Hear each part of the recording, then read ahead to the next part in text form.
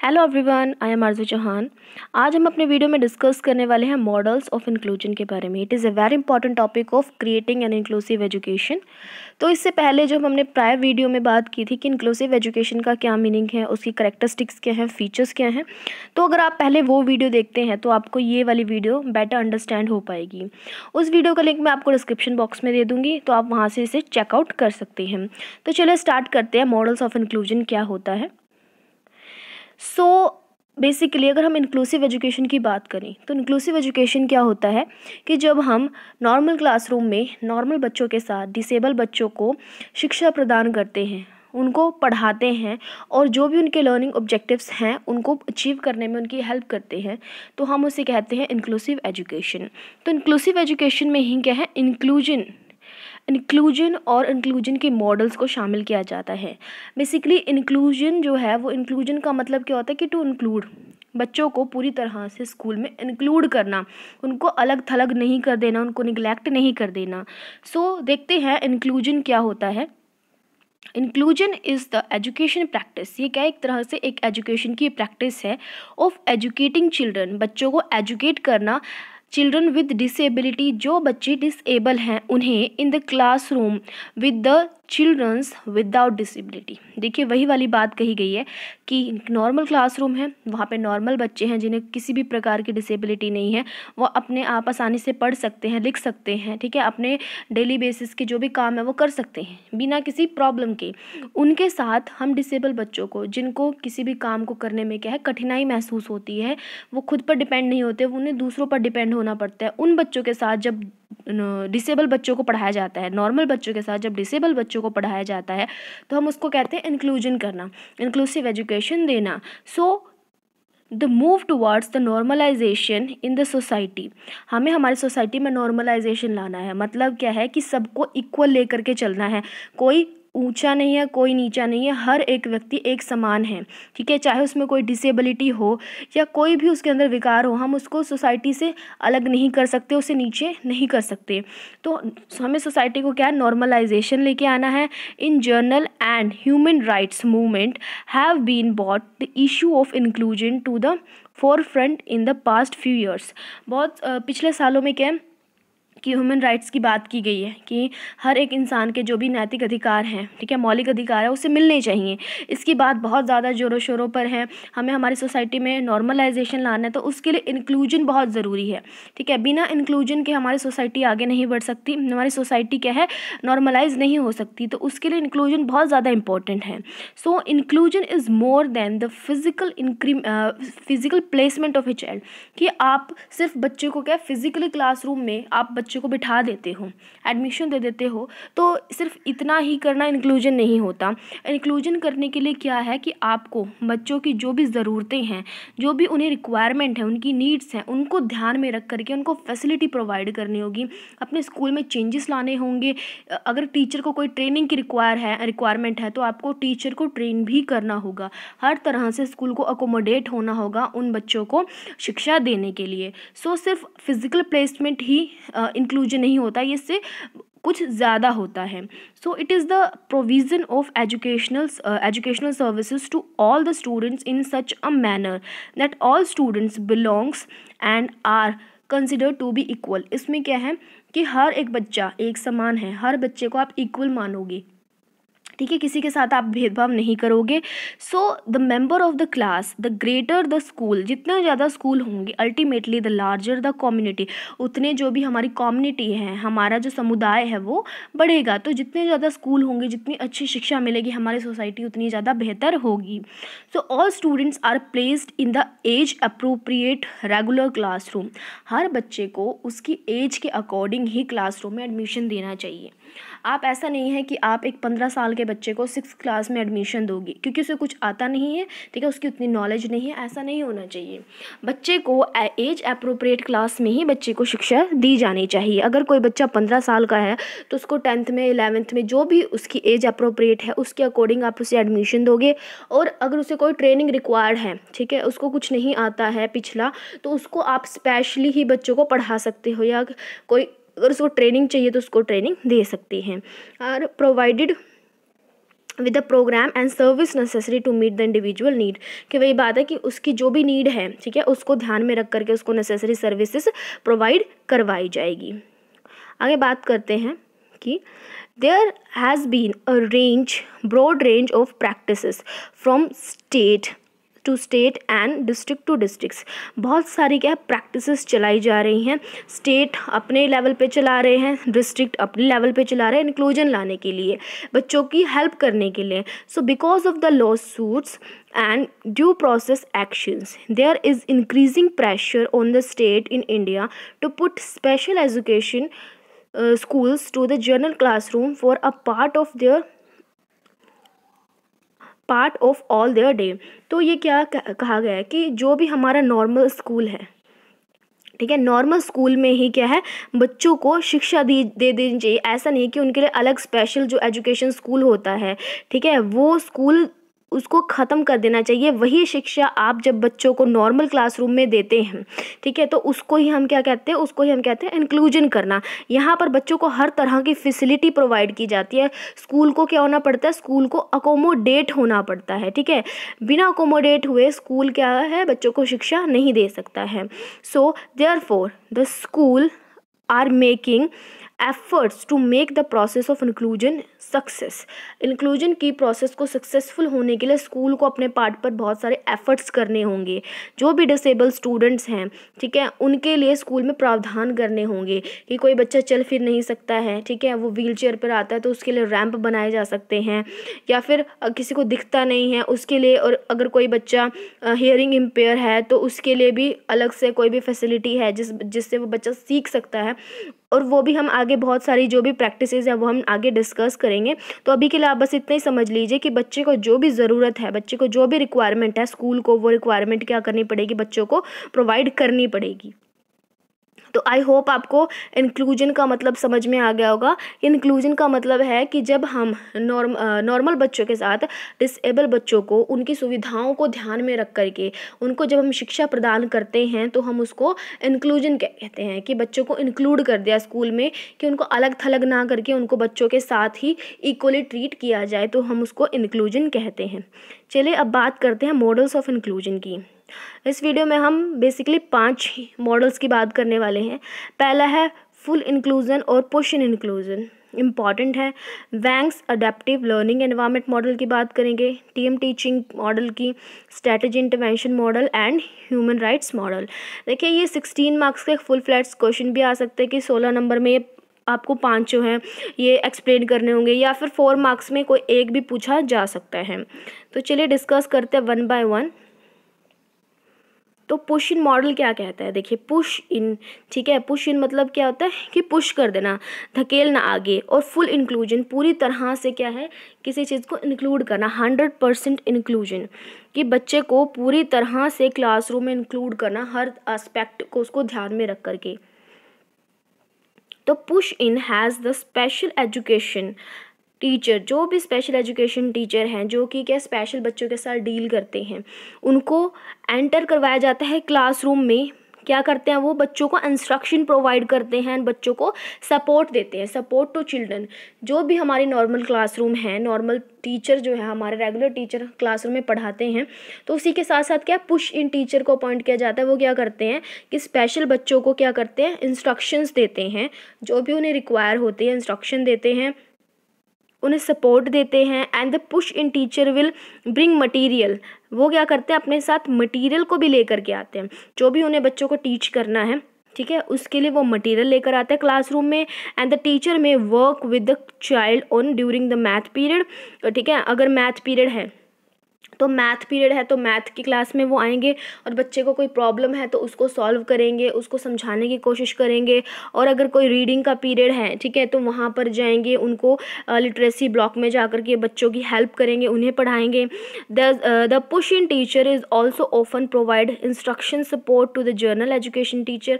और इसके साथ साथ क्या जो भी हमारे जर्नल एजुकेशन टीचर हैं, ठीक है, वो क्या करेंगे, उनको भी इंस्ट्रक्शन देंगे कि आप डिसेबल बच्चों के साथ कैसे डील कर सकते हो, उन्हें कैसे समझा सकते हो, कैसे पढ़ा सकते हो, perhaps helping with differentiation of instruction. आगे बात करते हैं फुल इंक्लूजन की, कि फुल इंक्लूजन देखिए, फुल इंक्लूजन का क्या मतलब है कि पूरी तरह से, ठीक है, बच्चों को इंक्लूड करना। सो इसमें क्या होता है कि इसमें जर्नल जो टीचर है हमारे, स्पेशल टीचर क्या काम करते हैं, फुल पार्टनर का काम करते हैं। नॉर्मल जो टीचर है हमारा, जर्नल टीचर के साथ with a general teacher, general education teacher के साथ जो स्पेशल एजुकेशन टीचर हैं वो आते हैं और दोनों मिलकर के बच्चों को पढ़ाते हैं, फुल पार्टनर का काम करते हैं। ऐसा नहीं कि एक पीरियड में आ गए जिस पीरियड में बच्चे को समस्या, ऐसा नहीं है। वो क्या है कि हर एक लेक्चर में आते हैं, फुल पार्टनर का काम करते हैं। So the general education teacher is the teacher of record, so the responsible for the child. जो जनरल एजुकेशन टीचर है वो भी बच्चे के लिए उतना ही रिस्पॉन्सिबल है जितना एक स्पेशल एजुकेशन टीचर है। ऐसा नहीं है कि अगर उन बच्चों के लिए स्पेशल एजुकेशन टीचर आया तो जो जनरल टीचर है उसका कोई लेना देना नहीं होता बच्चों के साथ, ऐसा नहीं होता है, ठीक है। Even though the child may have the individualised education programme, ये भी हम एक टॉपिक है इंपॉर्टेंट, ये भी हम पढ़ेंगे, IEP बहुत इंपॉर्टेंट है। सो अगर बच्चे के लिए कोई IEP क्या होता है बेसिकली, कि कोई बच्चा है जो जिसकी लर्निंग डिसेबिलिटी बहुत ज़्यादा है, जिसे पढ़ाया नहीं जा सकता है, उसके लिए एक स्पेशल प्रोग्राम बनाया जाता है, उसी के तहत बच्चे को शिक्षा दी जाती है।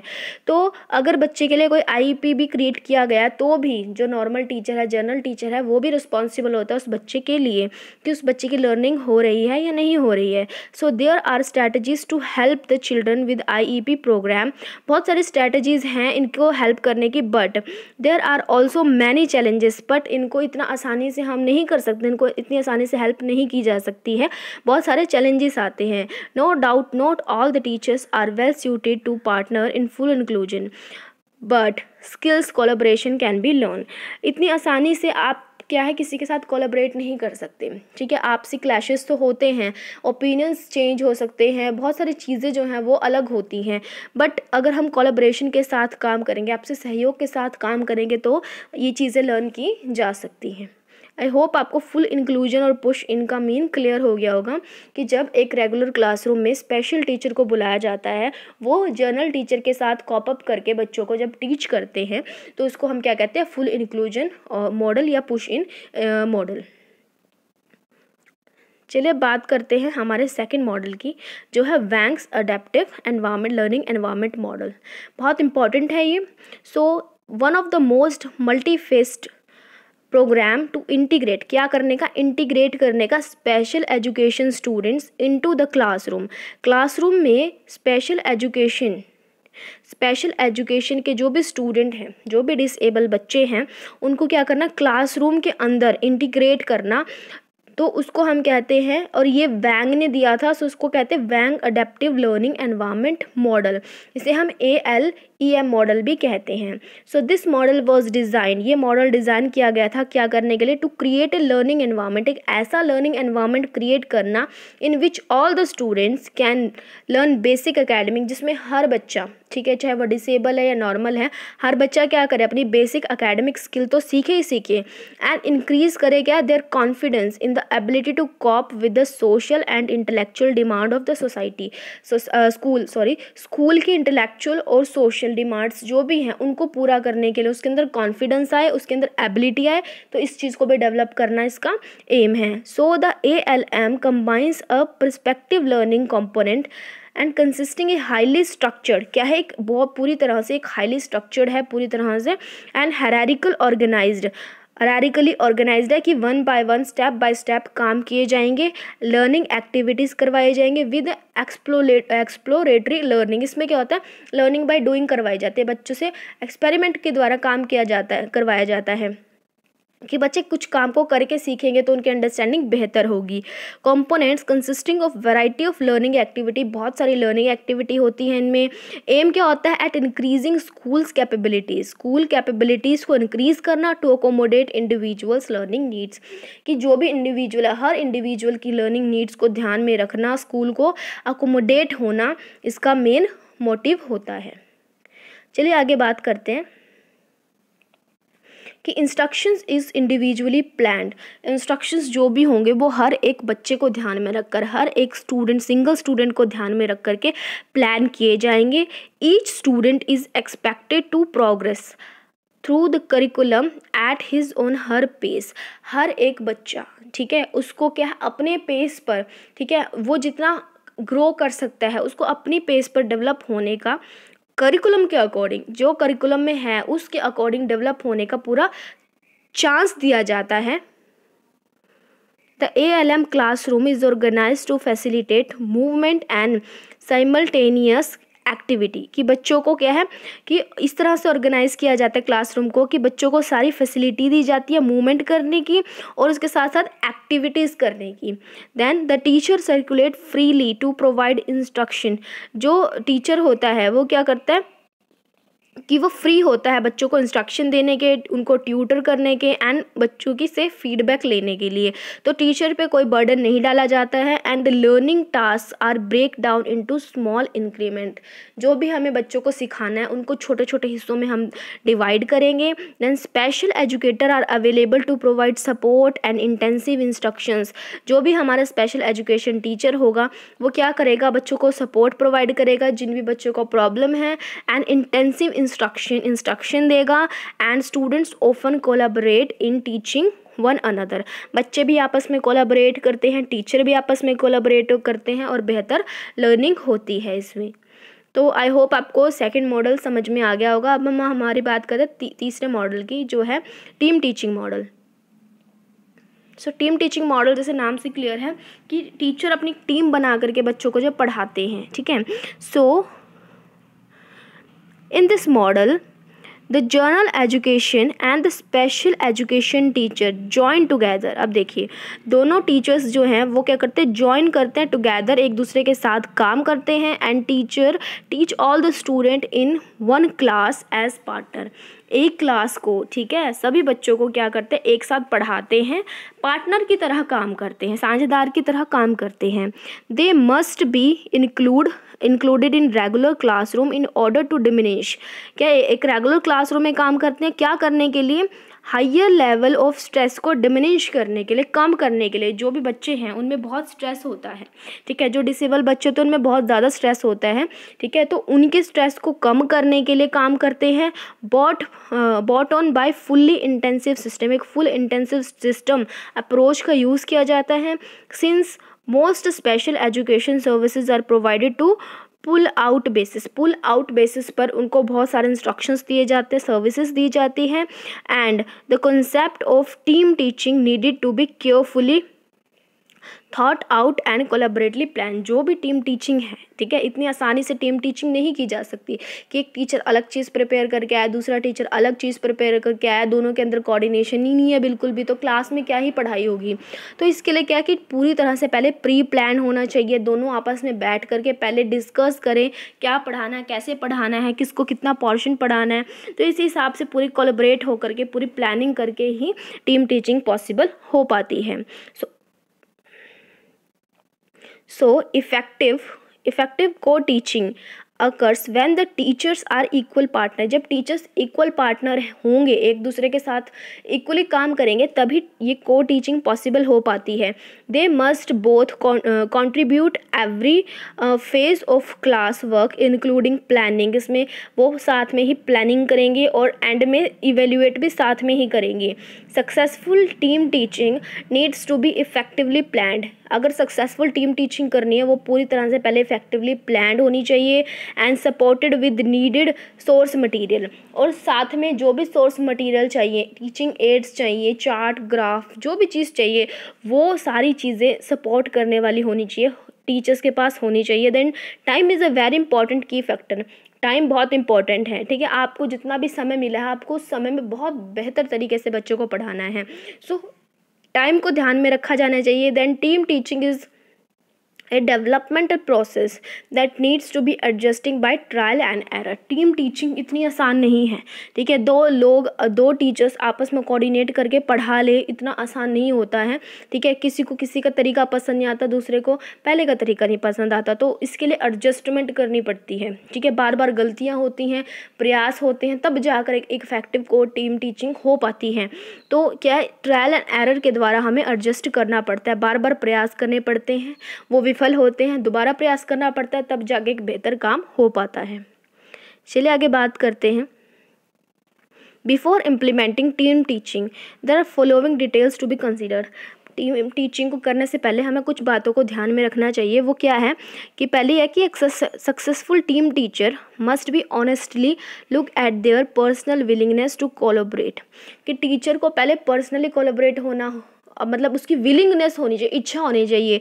ऐसा नहीं कि स्कूल अथॉरिटी ने कह दिया कि आपको स्पेशल एजुकेशन टीचर के साथ, या फिर स्पेशल एजुकेशन टीचर को कहा है कि आपको इस टीचर के साथ कोलैबोरेट होकर पढ़ाना है, ठीक है, धक्के से आपको कह दिया कि आपको पढ़ाना है, बट आपका मन नहीं है तो काम नहीं हो पाएगा। सबसे पहली बात तो यही है कि आप दोनों टीचर्स को, ठीक है, जितने भी टीचर्स हैं उनको अपने आप विलिंग होनी चाहिए कि हाँ हम कोलैबोरेट होकर के पढ़ाएंगे, ठीक है। Then sharing a job that traditionally belong to one person takes a great deal of cooperation. क्या उनको क्या करना चाहिए कि उनको डील करनी चाहिए, कोऑपरेशन के साथ काम करना चाहिए, सहयोग के साथ, एंड हाईली स्किल्ड कम्युनिकेशन, और उनके बीच में कम्युनिकेशन भी बहुत अच्छा होना चाहिए, तभी ये चीज़ सक्सेसफुल हो पाएगी। अगर वो आपस में ही कम्युनिकेट नहीं कर रहे तो बच्चों को क्या चीज़ कम्युनिकेट कर पाएंगे। तो उनको क्या होना चाहिए, कोऑपरेशन के साथ काम करना चाहिए और उनके हाईली स्किल्ड कम्युनिकेशन होनी चाहिए उनकी। Then vital element of inclusionary team teaching, सबसे वाइटल क्या होता है इस चीज़ को भी ध्यान में रखना चाहिए, वाइटल एलिमेंट्स को ध्यान में रखना चाहिए। दीज आर डिस्टिंक्ट, ये अलग अलग हो सकते हैं, और अगर इनको अच्छे से प्लानिंग नहीं किया जाता तो प्रॉब्लम भी क्रिएट कर सकते हैं। अब जैसे एडमिनिस्ट्रेटिव के सपोर्ट के बिना कोई काम नहीं किया जा सकता, पूरा सपोर्ट होगा तभी चीज़ें हो पाएंगी। एडमिनिस्ट्रेटिव सपोर्ट को ध्यान में रखना चाहिए। देन लीडरशिप कैपेबल होना चाहिए, जो भी टीचर है या जो भी लीड कर रहा है चीज़ को, तो वो कैपेबल होना चाहिए, उसके अंदर योग्यता होनी चाहिए। पार्टिसिपेंट्स जो भी हैं वो भी विलिंग होने चाहिए। स्टाफ डेवलपमेंट की तरफ ध्यान देना चाहिए। बैलेंस्ड क्लासरूम होनी चाहिए।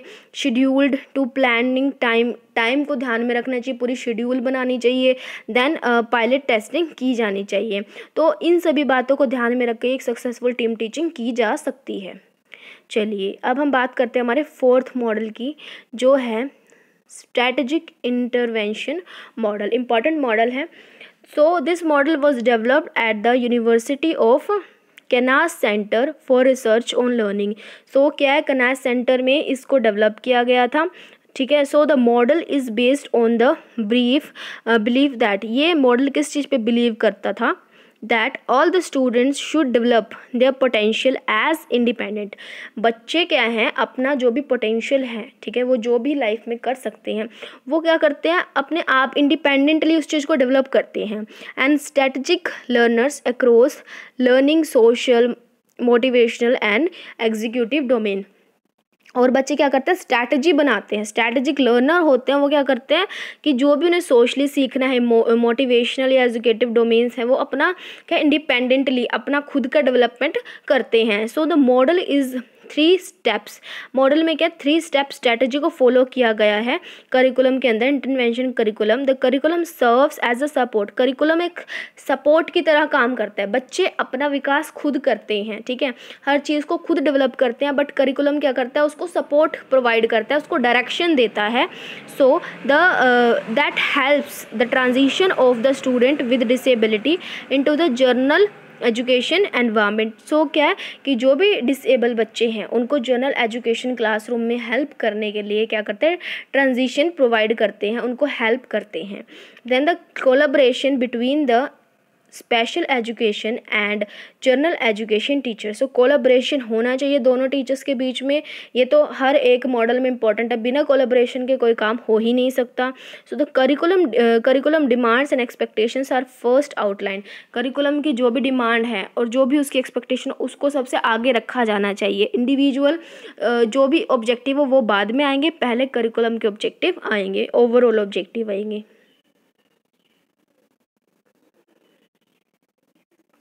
सो इसमें बेसिकली क्या 3 बातों को ध्यान में रखा जाना चाहिए। तो 3 स्ट्रैटेजीज़ की बात करी गई है। पहली स्ट्रैटेजी क्या कहती है, पहली स्ट्रैटेजी कहती है in the response of demand and expectation of the students are taught. बच्चों की डिमांड को, ठीक है, जो भी डिमांड है और जो भी एक्सपेक्टेशंस हैं, the students are taught learning strategies for acquiring storing and expressing content objective. अब इसमें क्या बात करेंगे कि जो भी हमारे करिकुलम में ऑब्जेक्टिव थे, जो करिकुलम में ऑब्जेक्टिव थे, जो भी डिमांड बच्चों से की जाती है, जो भी एक्सपेक्टेशन की जाती है, वो सब बच्चों को बता दिया जाता है। ठीक है, कि बच्चों आपसे क्या क्या डिमांड है, आपके कौन कौन से ऑब्जेक्टिव, आपको किस किस चीज़ को पूरा करना है। सो कंटेंट के ऑब्जेक्टिव्स को बच्चों को बता दिया जाता है। फिर क्या किया जाता है, दिस अलाउ द स्टूडेंट, ये बच्चों को अलाउ करता है students with disability to develop coping techniques by getting a road map. बच्चों को सारे ऑब्जेक्टिव बता दिए जाते हैं। फिर बच्चों से ये कहा जाता है, जो भी डिसेबल बच्चे हैं, ये कहा जाता है कि आप क्या है, टेक्निक्स के साथ कॉप अप करो, अपनी टेक्निक्स को क्या करो, कॉप अप करो और एक रोड मैप बनाओ। रोड मैप बेसिकली क्या होता है कि हमें एक रास्ता बताता है, एक वे बताता है कि हमें इन गोल्स को किस तरह से अचीव करना है, स्टेप बाय स्टेप। सो बच्चों को एक रोड मैप तैयार करने के लिए बोला जाता है, that he and she can successfully meet the demand of learning in the classroom. तो क्लासरूम में जो भी लर्निंग है, उस चीज़ को हम अचीव करने के लिए, ऑब्जेक्टिव को अचीव करने के लिए एक रोड मैप बनाते हैं ताकि वो सक्सेसफुल हो सके। इसमें सारा काम बच्चों को सौंप दिया जाता है। ठीक है, ताकि बच्चे क्या करें, करिकुलम के जो भी ऑब्जेक्टिव्स हैं उनको पूरा करने के लिए काम करें। अब दूसरी स्ट्रैटेजी में क्या कहा गया है कि दिस स्ट्रैटेजी इंटरवेंशन एम क्या करती है, enhancing the students routine in the journalisation classroom. Student के जो भी रूटीन है, रूटीन का जो भी काम है, टीचिंग की जो भी टेक्निक है, उसको एनहेंस करने का काम करता है, बढ़ाने का काम करती है। इन्हेंसिंग द रूटीन एंटेल्स, जैसे कि यूजिंग ग्राफिक ऑर्गेनाइजर्स, ग्राफिक्स का यूज़ करके बच्चों को पढ़ाया जाता है। या relating information to students prior knowledge, बच्चों की जो भी प्रायर नॉलेज है, किसी भी टॉपिक से रिलेटेड बच्चों से क्या किया जाता है, पीके टेस्टिंग की जाती है, बच्चों से प्रायर नॉलेज उनसे गेन की जाती है। And preview the content before the instruction, मतलब प्रॉपर इंस्ट्रक्शन देने से पहले क्या उसको प्रीव्यू किया जाता है, उनको बताया जाता है थोड़ा बहुत उसके बारे में, तब जाके कंटेंट स्टार्ट किया जाता है। थर्ड स्ट्रैटेजी कहती है कि the third strategy is design to teach social intervention skills and motivation techniques. इसमें क्या है कि ये क्या करते हैं, सोशल इंटरवेंशन स्किल्स और मोटिवेशनल टेक्निक्स बच्चे के अंदर क्या करती है, बच्चे के अंदर डेवलप करने की कोशिश करती है। A specific strategy entitled shared behaviors prepare the students for involvement in team meeting। बच्चों को क्या किया जाता है, प्रिपेयर किया जाता है ताकि वो टीम मीटिंग में इन्वॉल्व हो सके। And conferences regarding their education, students are encourage to invent their strength and assist in their own planning. ठीक है, वो अपने खुद की प्लानिंग करें, उनको असिस्ट किया जाता है ताकि वो लोगों के साथ घुले मिले, सोशल इंटरेक्शन हो। ठीक है, बच्चों को क्या है, सोशली एक्टिव बनाने की कोशिश बेसिकली इसमें की जाती है। तो पहले में क्या था कि बच्चों को जो भी डिमांड है, जो भी एक्सपेक्टेशन है, उसके बारे में बता दिया जाता है और बच्चों को कहा जाता है कि आप क्या करो, एक रोड मैप तैयार करो ताकि उन गोल्स को अचीव किया जा सके। सेकंड में क्या रूटीन जो भी टीचिंग है उसको इन्हेंस करने के लिए कोई ना कोई काम किया जाता है, जैसे कि ग्राफिक ऑर्गेनाइजर का यूज़ किया, बच्चों की प्रायर नॉलेज के बारे में जाना, और क्या प्रीव्यू, कंटेंट को पढ़ाने से पहले क्या उनकी पीके टेस्टिंग करी, उनको प्रीव्यू दिया। उसके बाद क्या है, थर्ड में क्या था कि बच्चों के अंदर सोशल इंटरेक्शन जो भी स्किल है उसको डेवलप करने की कोशिश की जाती है ताकि बच्चे क्या करें कि टीम मीटिंग करें, दूसरों के साथ घुले मिले और अपनी स्ट्रैटेजी तैयार करें कि उन्हें किस तरह से क्या है इंटरेक्ट करना है लोगों के साथ। चलिए अब हम बात करते हैं आगे कि the following criteria must be met in order to implement the successful model of inclusion. अगर हमें सक्सेसफुल मॉडल को लेके आना तो हमें क्या क्या करना होगा। पहला है the teacher must B philosophically committed. Teacher को क्या होना चाहिए, फिलोसॉफिकली कमिटेड होना चाहिए। ठीक है, और need of all the students in journal education classroom. एक जर्नल क्लासरूम में ठीक है उसको बच्चों की जो भी नीड्स हैं उनको ध्यान में रखना चाहिए और उनको हर तरह की हेल्प प्रोवाइड करनी चाहिए टीचर को। Then the teacher must have time to plan and think about the need of diverse learner. Teacher के पास क्या है, प्रॉपर टाइम होना चाहिए ताकि वो बच्चों के लिए एक्टिविटीज़ को प्लान कर सके, उनकी नीड्स को ध्यान में रख सके। ठीक है, डाइवर्स लर्नर्स की। Then the teachers teaching practice that meet the needs of all the students must be incorporated in the instructional program. बच्चों की नीड्स को ध्यान में रखना चाहिए जब भी कोई भी इंस्ट्रक्शन प्रोग्राम बनाया जाए। The journal classroom teacher must collaborate with the special education teacher to assess.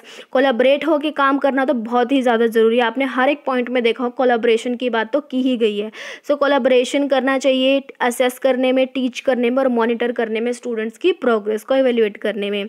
उसके बाद है short term intensive instruction program, instructions from a special education teacher needed to be available for students with disability. कि जिन बच्चों को कोई problem है उनके लिए कुछ स्पेशल इंस्ट्रक्शंस जो हैं, शॉर्ट टर्म के इंस्ट्रक्शन वो प्रोवाइड करवाने चाहिए ताकि वो क्या है नॉर्मल बच्चों के साथ कोप अप कर पाएँ। तो इन सब चीज़ों का ध्यान रखना चाहिए, तभी क्या है हम एक बेहतर स्ट्रेटजिक इंटरवेंशन कर पाएंगे। चलिए अब हमारे लास्ट मॉडल की बात करते हैं जो है human right model. Important model है, देखिए नाम से क्लियर है ह्यूमन राइट मॉडल। इसमें ह्यूमंस की राइट्स की बात करी गई है कि ह्यूमन के क्या क्या राइट होते हैं, डिसेबल बच्चों के राइट्स की बात करी गई है। So the human right model posed disability and important dimension of human nature.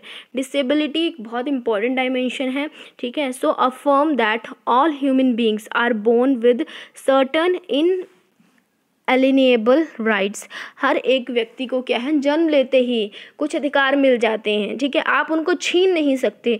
तो इस चीज़ को भी ध्यान में रख करके ये मॉडल तैयार किया गया है कि एक बच्चे को क्या क्या अधिकार मिलते हैं।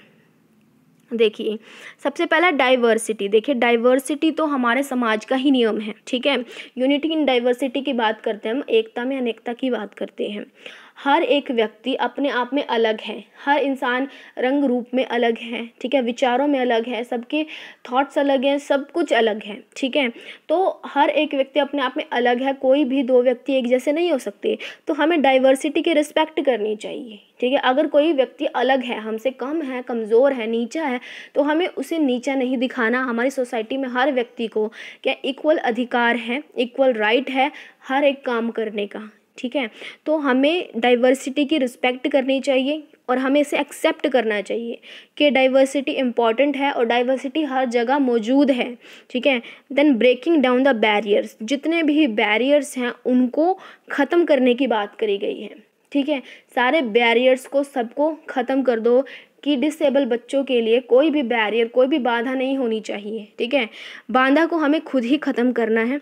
Equality and non discrimination. हमें किसी के साथ भी भेदभाव नहीं करना है, ठीक है। सबको इक्वल लेकर के चलना है। कोई अमीर नहीं है, कोई गरीब नहीं है, ठीक है, कोई डिसेबल नहीं है, कोई हैंडीकैप नहीं है, सभी लोग इक्वल हैं। आपसी सहयोग से और लोगों के सपोर्ट से सबको ऊपर लाया जा सकता है। रीज़नेबल एंड रीज़नेबल अकोमोडेशन करना चाहिए। अगर किसी भी चीज़ की ज़रूरत है, ठीक है, अगर हम किसी चीज़ की किसी की मदद कर सकते हैं, ठीक है, तो हमें वो ज़रूर करनी चाहिए। अकोमोडेट ज़रूर करना चाहिए हमें। स्कूल को अकोमोडेट होना चाहिए। अगर कोई डिसेबल व्यक्ति जो है कहीं किसी ऑफिस में काम कर रहे हैं तो वहाँ पर भी उस ऑफिस को भी अकोमोडेट होना चाहिए, ठीक है। असेसिबिलिटी। हर एक फील्ड में प्रॉपर असेसिबिलिटी होनी चाहिए, ठीक है। डिसेबल स्टूडेंट जहाँ भी जाना चाहें वहाँ पर इजीली जा सकें, उनकी एक्सेस हो, ठीक है, उन्हें कोई भी बैरियर नहीं होना चाहिए। Then equal participation and inclusion. हर एक फील्ड में इक्वल पार्टिसिपेशन देने का अधिकार होना चाहिए, ठीक है। और इंक्लूजन की बात तो हमने कर ही ली थी। So private and public freedom की कोई भी जॉब हो, चाहे प्राइवेट हो चाहे पब्लिक हो, हर एक जॉब में डिसेबल बच्चों को, ठीक है, डिसेबल पीपल को क्या है आने का मौका दिया जाना चाहिए। अब बहुत सारे ऐसे कानून बन भी गए हैं कि उनके लिए कोटा भी निर्धारित किया जाता है। सो इन सभी ह्यूमन राइट्स को ध्यान में रख करके ये मॉडल तैयार किया गया, human right model. I hope आपको समझ में आ गया होगा। तो आज की वीडियो में इतना ही। आज हमने मॉडल्स ऑफ इंक्लूजन के बारे में पढ़ा कि इंक्लूजन क्या होता है। आई होप आपको हमारी वीडियो अच्छी लगी हो। सो आज की वीडियो में इतना ही। मिलते हैं आपसे हम नेक्स्ट वीडियो में। Thank you.